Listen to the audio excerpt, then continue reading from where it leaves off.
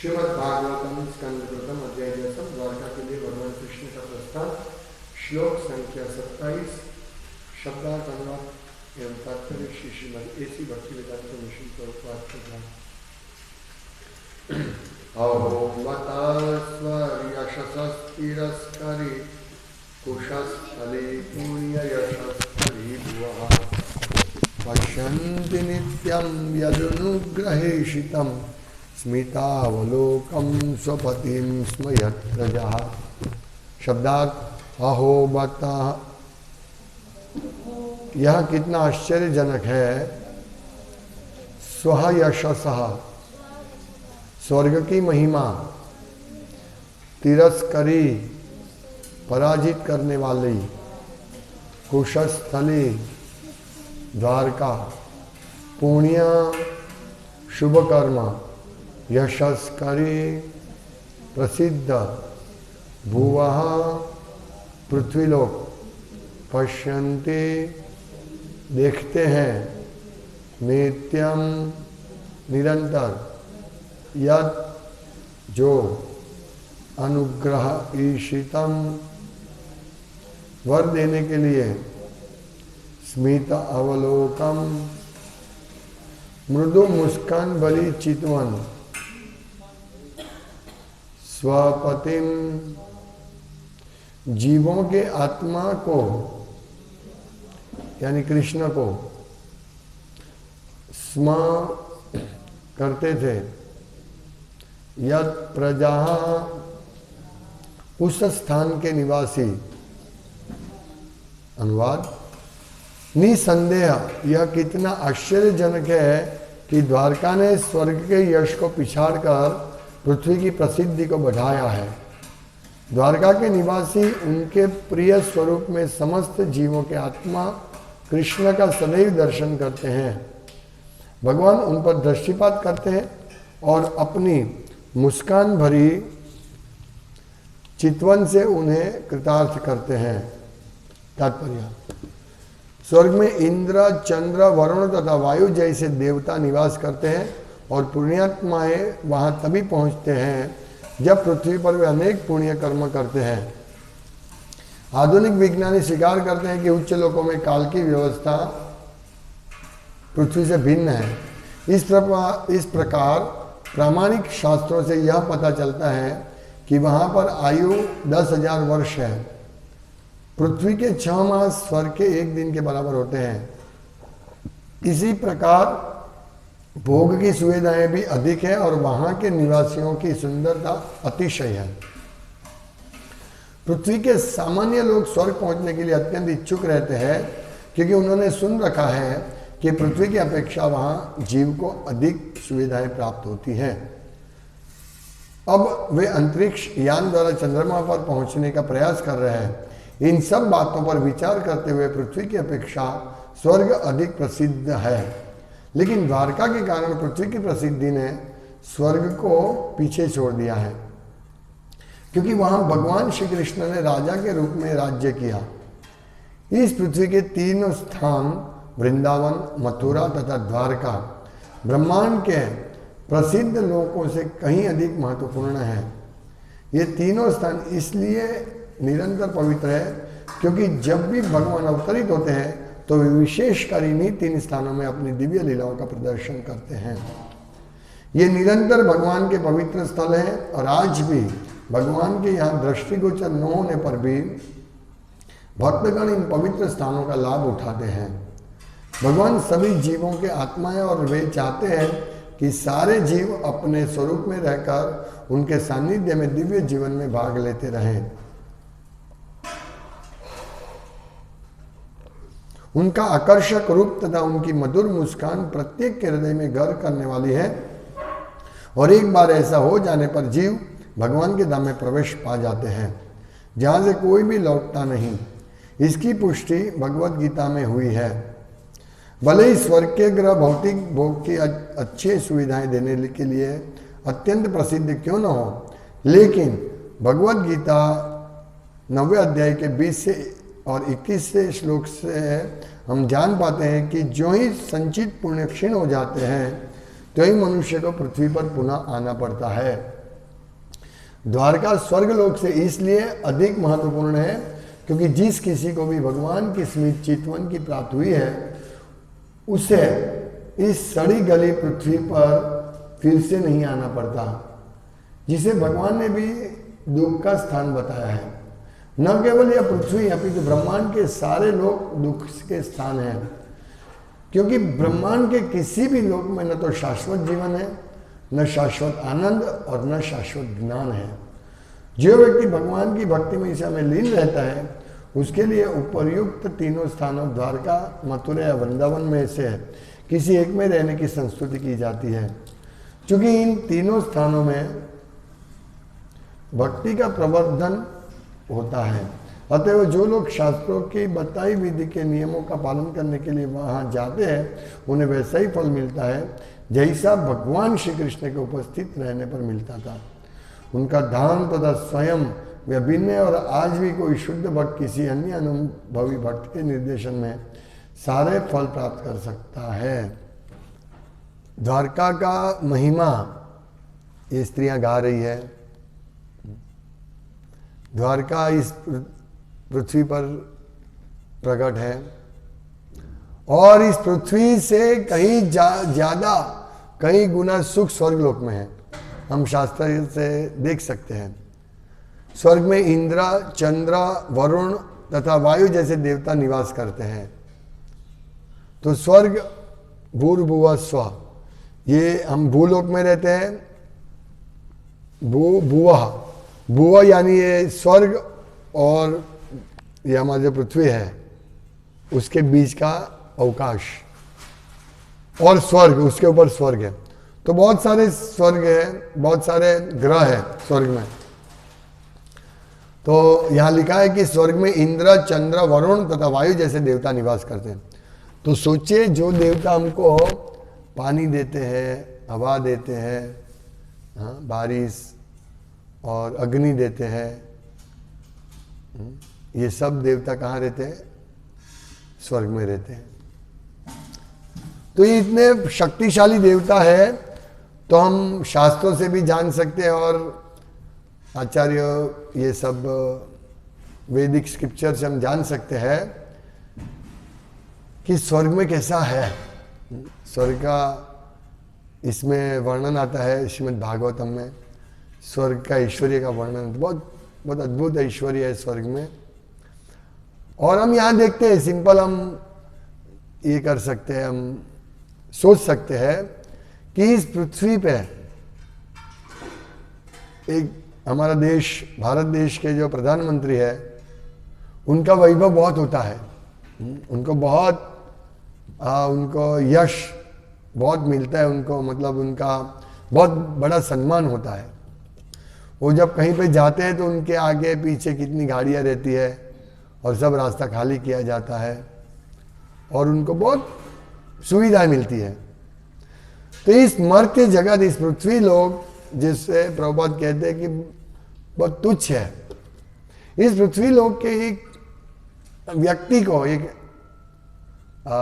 Minister को, prime minister को इतना ये मिलता है सम्मान, तो सोचिए स्वर्ग लोक में कितना होगा। तो यहाँ लिखा है कि इंद्र, चंद्र, वरुण तथा वायु जैसे देवता निवास करते हैं।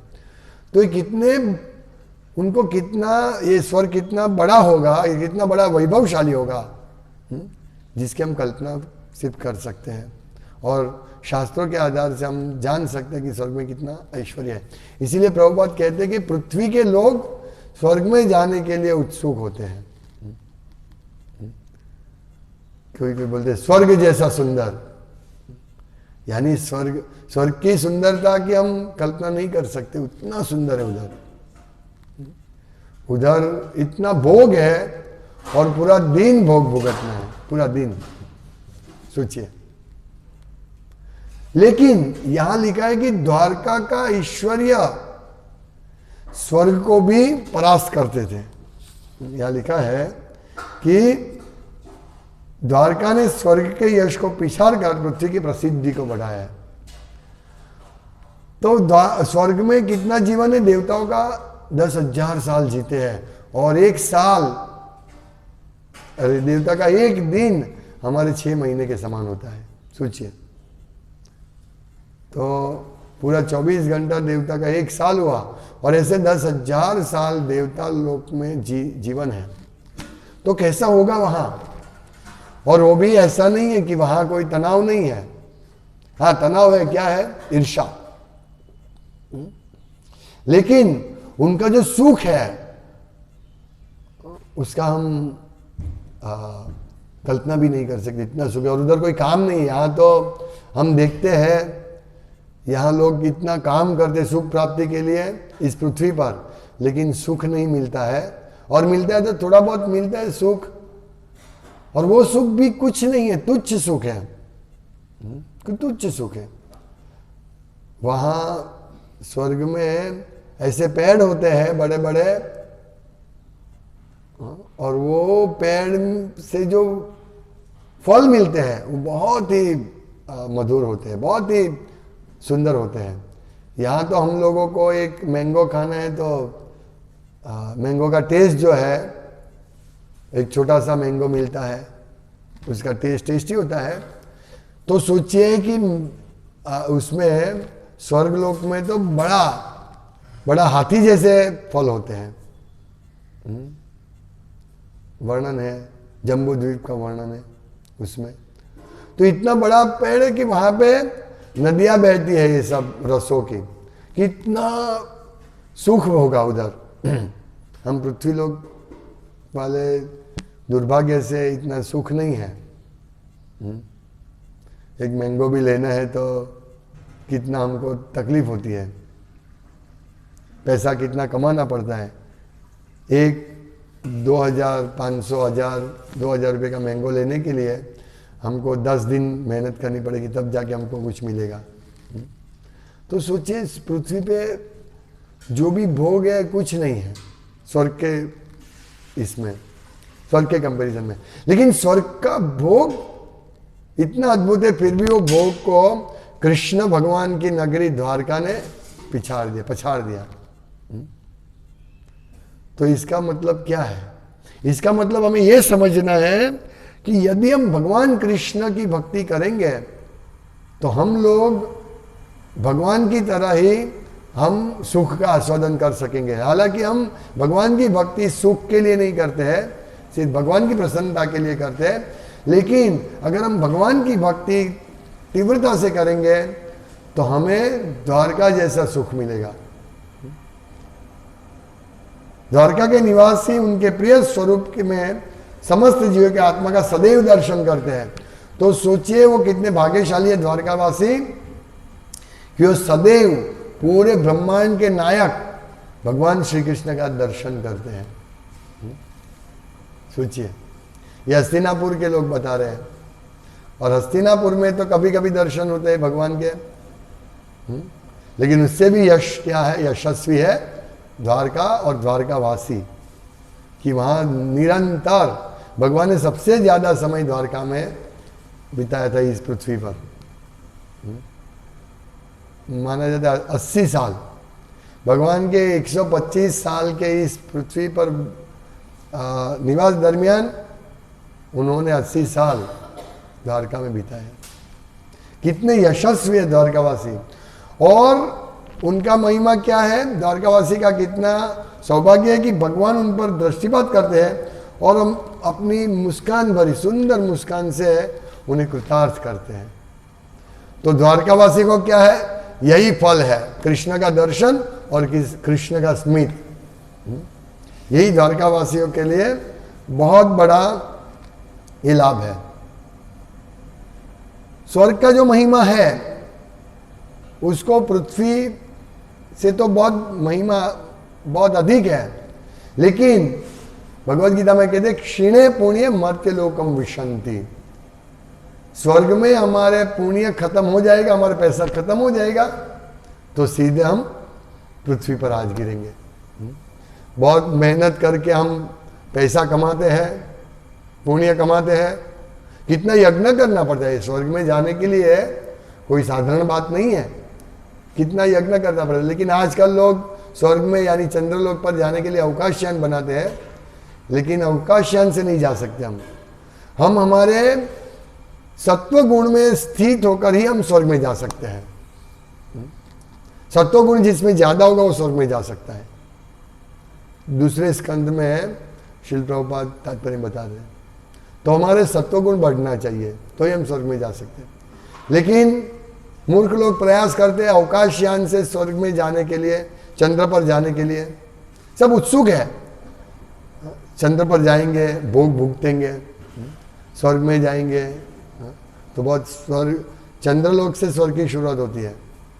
तो चंद्र में भी स्वर्ग है, मतलब चंद्रलोक भी स्वर्ग है। तो वहां जाने के लिए उत्सुक है, लेकिन उनको वहां कुछ नहीं मिला। इसका मतलब वो गए ही नहीं है वहां। और प्रभुपाद कहते हैं यदि वो गए हैं तो स्वर्ग लोक ने उनको कुछ अलग ही दर्शन करवाया है। जैसे प्रभुपाद लिखते हैं कि अमेरिका जाते हैं तो जो अमेरिका जितने समृद्ध लोग हैं, नहीं देश है, तो वहाँ उनके अमेरिका में प्रवेश के लिए बहुत बड़ा कठिन प्रयास करना पड़ेगा। वो सबको अमेरिका में प्रवेश नहीं होने देते, क्योंकि वो अपना जो यश है, अपना जो वैभव है, वो दूसरे के साथ बांटना नहीं चाहते हैं। इसी प्रकार प्रभुपाद कहते हैं कि स्वर्गवासी भी दूसरे को अपना वैभव बांटना नहीं चाहते हैं। तो स्वर्ग में जाना है तो हमें सत्व गुण में रहना, स्थित होना पड़ेगा। तो सत्व गुण में रहना है तो ये कोई आसान नहीं है, बहुत कार्य करना पड़ेगा। अच्छा यज्ञ करना पड़ेगा, तप करना पड़ेगा, दान देना पड़ेगा, तभी हम स्वर्ग में जा सकते हैं। तो ये आसान नहीं है। और वहां जाने के बाद क्षीणे पुण्य मर्त्य लोकम विशंति, ये सब जो हमने इतना मेहनत करके पुण्य कमाए वो सब गंवाना पड़ेगा, तो वापस गिर जाएंगे। जैसे 31 दिसंबर आई थी, बहुत सारे लोग गोवा गए, बहुत पैसा लेके 1 लाख 2 लाख खर्च करके गोवा गए, और जैसे पैसा खत्म बैक तो नरक लोग, यानी वापस अपने ये तमोगुणी शहर में आ जाते हैं लोग। मतलब कहने का तात्पर्य कि स्वर्ग में जाओ, वापस आना पड़ेगा। हम बहुत पैसा कमा के कोई हिल स्टेशन पे छुट्टी के लिए जाते हैं, अमेरिका जाते हैं, लंदन जाते हैं, ये सब जाके वापस आना पड़ेगा, पैसा खत्म होगा। लेकिन व्यक्ति अगर भगवान के धाम जाता है तो उसको वापस नहीं आना पड़ता है। ये सबसे बड़ी भगवान की कृपा है। और ये वहां हमको क्या है, भगवान के सानिध्य में हमको रहना मिलेगा। सोचिए, स्वर्ग लोक में इस पृथ्वी के सबसे अच्छे ऐश्वर्यपूर्ण जगह जाके, अमेरिका, लंदन, रशिया जाके हमको वापस आना पड़ेगा। तो फिर वापस आने का चक्कर क्यों करें? और वहां जाने के बाद भी हमको भगवान का दर्शन नहीं होता है। लेकिन ये द्वारकावासी निरंतर भगवान का दर्शन करते हैं। भगवान की स्मित, भगवान का हास्य इतना मधुर है कि अगर कोई व्यक्ति हास्य को देख ले, हास्य का अनुभव करे, तो वो व्यक्ति कभी भी इस भौतिक जगत के तुच्छ सुखों के पीछे नहीं दौड़ेगा।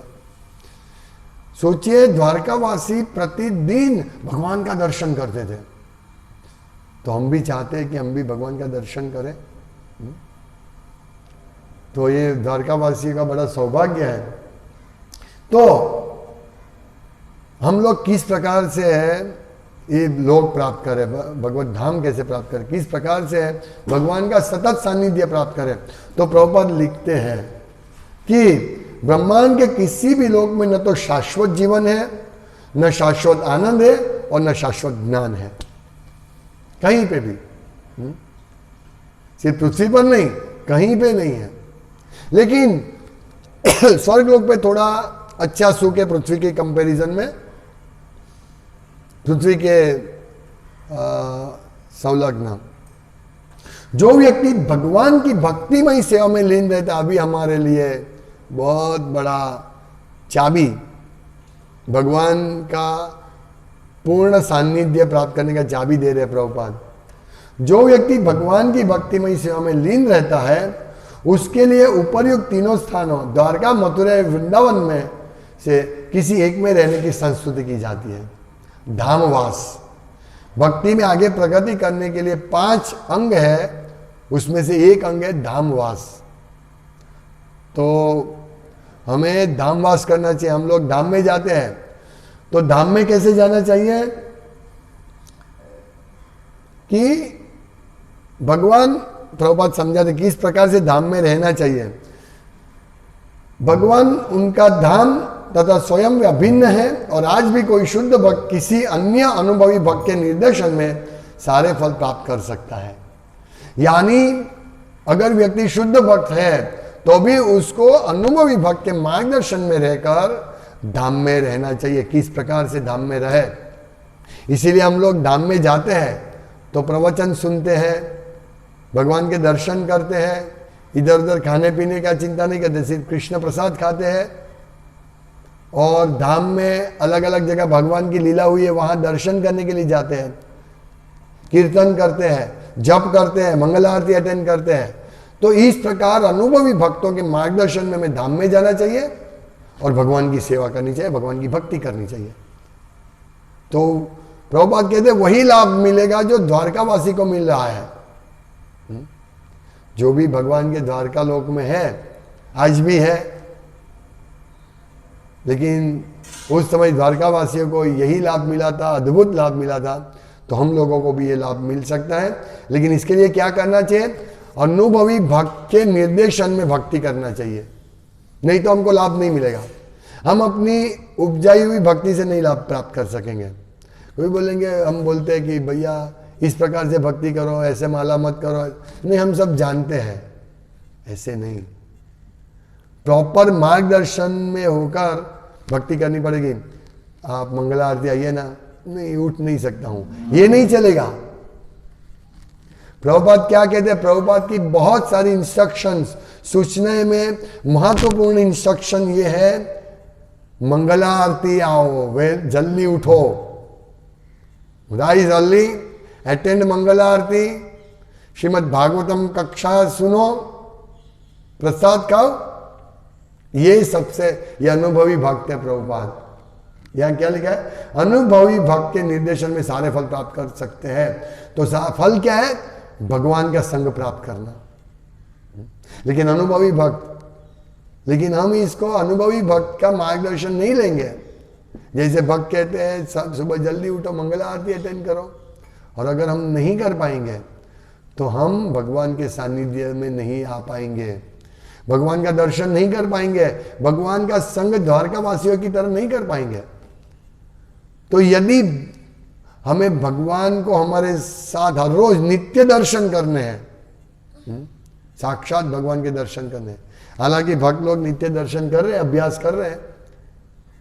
हम ये अभ्यास क्यों कर रहे हैं? द्वारकावासियों की तरह नित्य दर्शन करने का के लिए। तो हम भगवान कृष्ण स्वयं हमें दर्शन देंगे।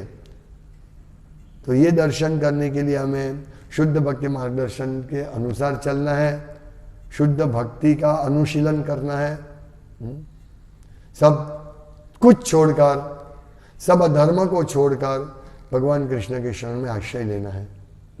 तो ये हम पर कृष्ण कृपा करेंगे। देखिए, द्वारकावासी को तो भगवान स्मित देकर, स्माइल देकर कितने प्रसन्न करते थे, कृतार्थ करते थे। और उनका दर्शन करके हर रोज भगवान द्वारका में अपने पहले उठ के अपने माँ बाप के दर्शन करने जाते थे, उनको प्रणाम करते थे। उनकी सब जो भी मॉर्निंग विधि होती थी, स्नान करना इत्यादि सब करते थे, और यज्ञ करते थे, अपने फैमिली के साथ बात करते थे, अपने बेटे बेटियों का विवाह करते थे, उनकी बातें चलाते थे। सोचिए कितना हर रोज। नारद मुनि भी आश्चर्यचकित हो गए द्वारका का ऐश्वर्य देखकर। और वर्णन आता है कृष्ण पुस्तक में, भागवतम में। एक एक महल में जाते हैं और महल के ऐश्वर्य का वर्णन आता है, और द्वारकावासी का भी वर्णन है। सब लोग भगवान का दर्शन करें, सब लोग। और फिर भगवान बाहर निकल के सुधर्मा इसमें आते थे, अपनी राजसभा में आते थे, वहाँ उनका दर्शन करते थे, और भगवान जिस रास्ते से पसार होते थे तो प्रजा उनका दर्शन करते थे। जब राम भगवान थे तो अयोध्यावासी को भी ऐसा ही लाभ था, और एक ब्राह्मण था जो भगवान के दर्शन किए बिना प्रसाद नहीं लेता था, खाता नहीं था। तो जब भगवान वनवास गए थे या कहीं बाहर जाते थे भगवान, तो भूखा रहता था। सोचिए, उसमें वर्णन आता है रामायण में।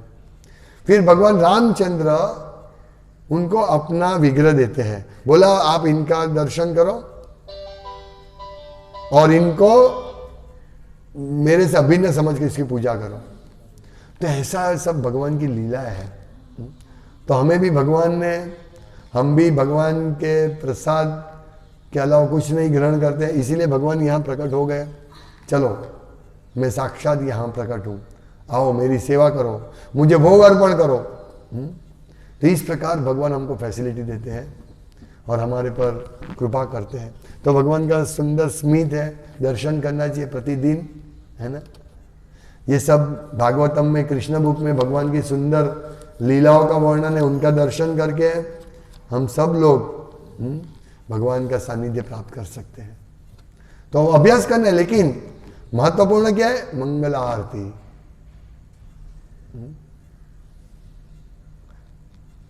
वो सुबह से कितना अच्छा लगता है, मंगल आरती के बाद जप करना। कितना हम लोग भाग्यशाली है। हम द्वारका वासियों के पद कमलों पर चलकर हम भी इसी प्रकार द्वारका के जैसा भाग्य प्राप्त कर सकते हैं, लेकिन थोड़ा मेहनत करना पड़ेगा हमको। ये द्वारकावासी ऐसे नहीं द्वारकावासी बने हैं, भगवान का सानिध्य प्राप्त करते हैं, बहुत मेहनत करते हैं। वो वहाँ भी रहकर भी मेहनत करते हैं। तो हमको भक्ति करने के लिए मेहनत करनी चाहिए और दृढ़ता से दृढ़ बनना पड़ेगा, तो ही हम लोग अच्छी तरह भक्ति कर पाएंगे और भगवान का निरंतर दर्शन कर पाएंगे। हरे कृष्ण। श्रीमद् भागवतम की जय, श्रील प्रभुपाद की जय।